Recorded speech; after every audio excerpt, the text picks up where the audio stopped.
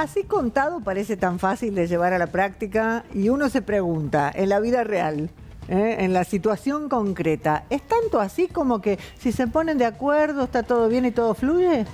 Justamente acá es donde vuelve a tomar tanta vigencia aquello que caracterizan como que es antiguo. Lo que no es antiguo y no ha cambiado son los términos reales de las situaciones de cada parte.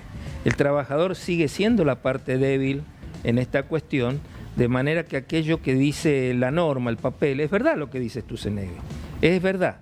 Ahora yo pregunto esto, yo patrón llamo a mi trabajador y le digo, mira, las opciones son, aceptás este acuerdo de cese, que podría ser perfectamente a la baja, que podría ser de menor cuantía, o si no lo aceptás, a la calle. No te doy el alta. Claro, no te doy, o no te dejo ingresar o claro, termino con vos la relación, anda al juicio, veremos, un día cobrarás, como pasa, como ha pasado, pasa y pasará. Entonces esa igualdad teórica en la que se funda ese liberalismo no representa bien el valor de la justicia social tan vituperado. No en vano el presidente dice que la justicia social debe desaparecer. Aclarado ello, esta va a ser la realidad. Pueden haber negociaciones que vayan a la baja, que signifiquen menos de lo que hoy tiene por la ley de contrato de trabajo un trabajador, y no va a ser tan así que va a poder elegir. Y va a depender, porque si sos un trabajador con una carrera al final de tu actividad laboral, con una familia y con una situación que hace ver que no es tan fácil irte a otro trabajo. No estamos viviendo en el primer mundo donde dejas un trabajo y te vas al otro. Bueno, tu libertad de negociación, de elección, está absolutamente condicionada. Soy yo y mis circunstancias, decía Ortega y Gasset. Así que bueno, no es tan feliz como lo quiere mostrar Sturzenegger y el discurso oficial. Otra cosa, esto ya pasó, digamos, esto en los 90 más o menos, con algunas diferencias. Estos blanqueos, el famoso blanqueo de la ley 24013, que nació para que se generaran mayores puestos de trabajo, lo que no ocurrió, las estadísticas demuestran que no ocurrió. Así que el remedio no garantiza la cura que pretende. De todas maneras, yo creo que algún cambio se justificaba y se justifica por la gran cantidad de negreo laboral, informalidad y por la gran cantidad de trabajo que hace falta que los seres humanos tengan. Yo hubiera preferido que hubiéramos separado. El que está trabajando lo dejamos muy bien protegido en su relación histórica, y para lo nuevo, ahí sí hubiera sido honesto, porque estaríamos trabajando para que los que no tienen trabajo o tienen trabajo totalmente en negro accedan al sistema. Bueno, pero eso hay que dejarlo bien en claro, porque esta mañana inclusive lo hablábamos en la radio. Hay mucha gente que cree que de esto, de lo que se habla, es algo que se va a implementar a partir de ahora. No lo creo para nada. Los abogados, si queremos ser honestos, tenemos que estar llenos de dudas. Yo no lo creo para nada. Yo no creo que muchas cosas vayan a ser como se dice que van a ser. Hay una cosa que ha pasado por alto. Hasta antes de esto y hasta antes de una cierta jurisprudencia de la Corte Suprema de Justicia de la Nación, existía algo que los laboralistas llamamos el fraude laboral. Esta famosa situación donde te pongo el negro, me facturas todos los meses, claro, pero después íbamos a la justicia, probábamos el fraude laboral y a esa persona se le reconocían todos los derechos laborales. La ley de bases ha dicho expresamente que lo que antes, para los añosos, para los viejos, era fraude laboral, ahora es algo legal. Lisamente. O sea que si un trabajador firmaba un recibo de sueldo por todo el día y le pagaban solamente media jornada, ahora con estos cambios la justicia va a reconocer, mirá, lo que vos estás firmando es. Claro, ahora más que nunca, pero no es tanto, ese caso es el del que está deficientemente registrado. Hablemos del otro, del que le hacían firmar una locación de servicios y facturaba todos los meses. De gente que trabaja para una empresa durante años, todos los meses factura el monotributista. Bueno, hasta antes de ahora se podía discutir en la justicia, con suerte variada, de que era un fraude laboral y cuando se descubría el fraude caía toda la protección de la ley laboral. Hoy no va a ser más porque la propia ley de bases ha definido que lo que era un fraude laboral ahora no es un fraude laboral. Ahora lisamente está fuera de la ley de contrato de trabajo. Bueno, a ver, avanzamos. Bueno, hablamos de los periodos de prueba que también tienen una modificación. Será de 6 meses, sube 8 meses para las empresas de 6 a 100 trabajadores, 1 año para empresas que tienen hasta 5 trabajadores, ¿no? La extinción del contrato durante el periodo de prueba exime del pago del preaviso, la integración del mes de preaviso y la indemnización por antigüedad. Sí, esto es lo menos dañino. Digamos que el periodo de prueba, la sustancia del periodo de prueba era una ventaja que tenía el patrón para evaluar al trabajador y por ese periodo solo tenía la obligación de pagarle el sueldo, obra social, los aportes de la seguridad social, punto. Pero si decidía cortar la relación laboral durante el periodo de prueba, no indemnizaba.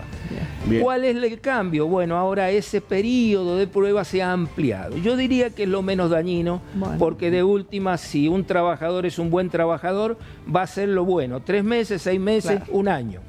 No es tan fatal. Es más, me inclino porque me parece bien que el patrón pueda hacer una evaluación antes de tomar esa decisión trascendental de cumplir con toda la ley. Bueno, y un poco lo que estábamos diciendo, o sea, te pongo en blanco y tenés todos estos beneficios. Extinción de la acción penal, condonación de infracciones, de multas, baja en el registro de sanciones laborales y condonación de deudas por capital de intereses, que esto va a ir en porcentajes, recién lo decía Adorni, ¿no? Sí, de 90 a 70. Son beneficios para el empleador. Para el patrón, para el empleador. Patrón. Es muy parecido a los 90, con algunas diferencias, pero básicamente el modelo es sumamente parecido. Pero, a ver, fíjense, acá es donde se le ve, como se dice en la calle, la pata a la sota. Yo, patrón, tuve a una persona en negro 15 años. Bueno, la ley le condona todo, le perdona todo. Ahora el trabajador, si alguien no tuvo la culpa de estar en negro, fue el trabajador. Porque cuando se dicen, se jubilan sin haber hecho los aportes. No, el trabajador no es que no hizo, el patrón no lo hizo. Bueno, ustedes fíjense que la ley dice que al trabajador que fue víctima de esta situación, solo se le va a reconocer como periodo de servicio a los fines jubilatorios 5 años. O sea que los otros 10 que estuvo en negro, el patrón no los va a poner, el Estado tampoco lo va a... Que esto es lo más grave, porque yo admitiría que le perdonemos al patrón todo para que tenga ganas de ponerse adentro de la ley. En una de esas, capaz que esta vez lo hace. Pero el Estado, alguien tiene que enjugar o encubrir este desequilibrio del que no es culpable el patrón. Históricamente el Estado, bueno, acá expresamente dice que no.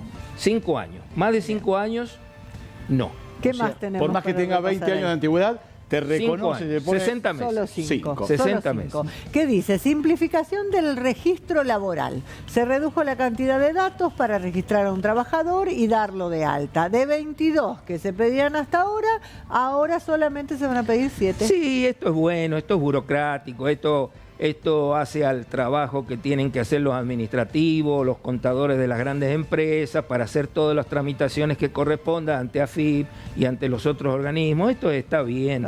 Esto es avance, digamos. Es avance, bueno, por supuesto. Muy bien. Pulgar para Sturzenegger, entonces, por parte del doctor Persichela. Vamos con la indemnización especial. Bueno, un poco de lo que veníamos hablando, ¿no? Pero aquí hay detallitos que hablan de despido. Detallitos no menores. No menores, bueno. Este es un golpe al sindicalismo centralmente. Sí, que no hubo un acuerdo total, porque la CGT no aceptó algunos de los cambios que se han hecho, se ha suavizado un poco, tenemos entendido. Veamos de qué habla. Despido discriminatorio, incremento entre un 50 y un 100% de la indemnización por antigüedad en el supuesto que se acreditara discriminación alguna.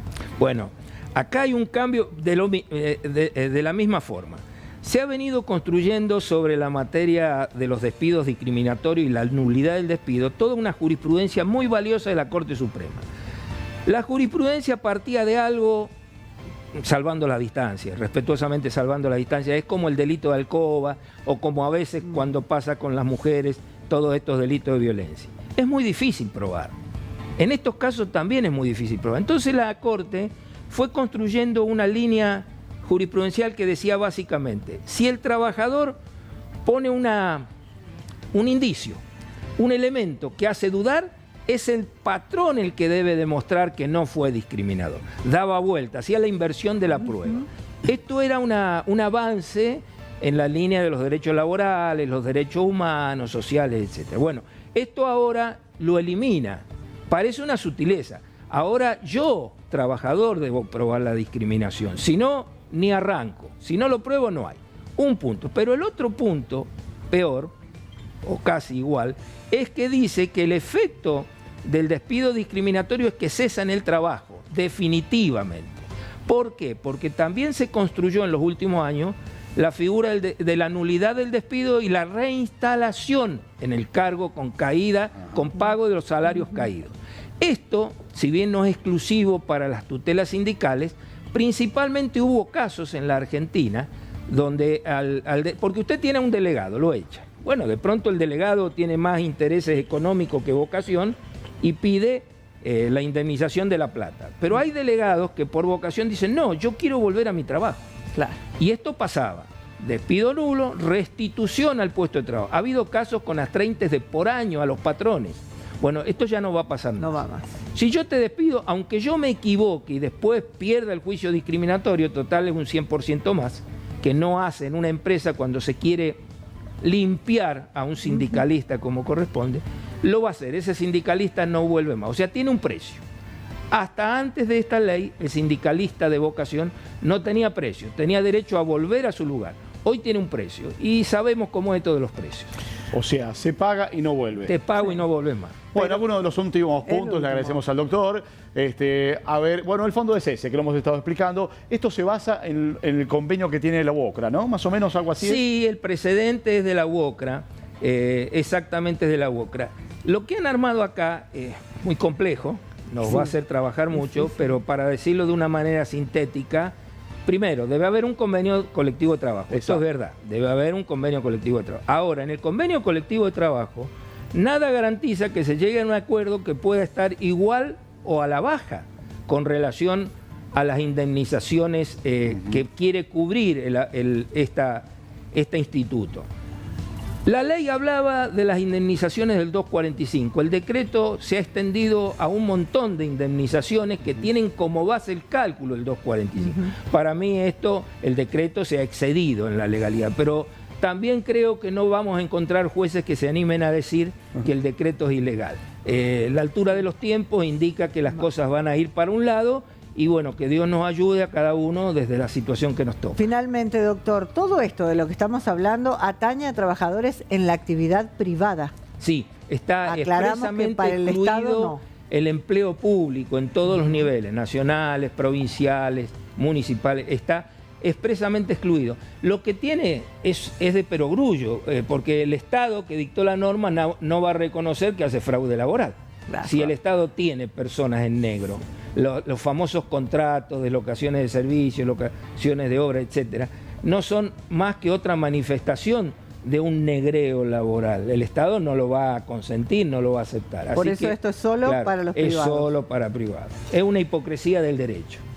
Doctor, le agradecemos, como siempre, muy claro a la hora de los conceptos. Queríamos ampliar un poco esto porque mucha gente estaba muy atenta a las modificaciones que se van a venir. Todo va a llevar un proceso, ¿no? Usted Nos lo queda decía. en el tintero lo de la modificación de la ley sindical para cuando lo quieran. No, tenemos que hacer un próximo bueno, encuentro. Con mucho gusto. Sí, Claro que sí, tenemos que avanzar en Se eso. viene ese tema que lo ha suspendido ahora el Poder Ejecutivo porque está en negociaciones, dice la crónica que no quiere abrir varios frentes a la Con vez. la CGT. El tema de los Claro, bloqueos. sí, pero están enojados los radicales porque el proyecto de cambios sindicales es para discutir, es interesante, tiene cosas